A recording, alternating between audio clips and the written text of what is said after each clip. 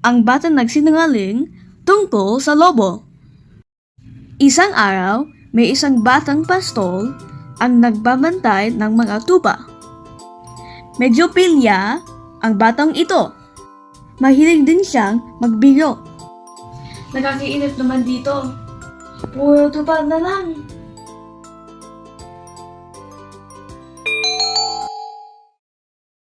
Lobo! Lobo! Tulog! May lobo! Dinig na dinig ng mga taga-baryo ang sigaw ng pastol. Agad-agad silang sumaklolo sa batang pastol. Bit-bit ang mga sandata, walis, kaldero, at kung ano-ano pa. Nasaan ang lobo? Hahampasin ko siya! Bira lang po. Wala pong lobo. Sus, bata ka. Huwag ka magbibiro ng ganyan. Umuwi ang mga taga-baryo, inis na inis. Habang ang batang pastol ay tawa ng tawa. Ilang araw ang lumipas, naisipang ulit ng pastol na magbiro. Lobo! Lobo! May lobo na talaga!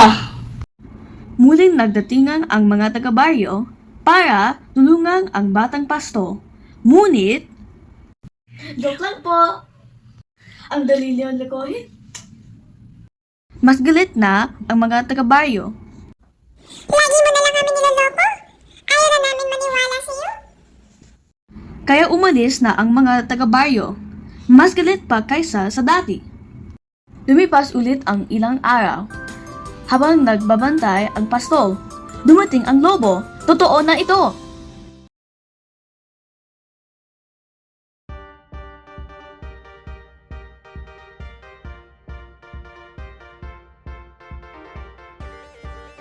Tulong! May lobo! Totoo na ito! May lobo! Pero, walang dumating. Sumigaw ng sumigaw ang pastol. Pero hindi na naniniwala ang mga taga-baryo. Hinabol at kinain ng lobo ang mga tupa. Tupa sa kanan, tupa sa kaliwa, tupa na malayo, at tupa na malapit. Naiyak ang pastol at nagsisi, at mula noon hindi na nagbiro ang batang pastol. Hindi na rin siya nagsinungaling.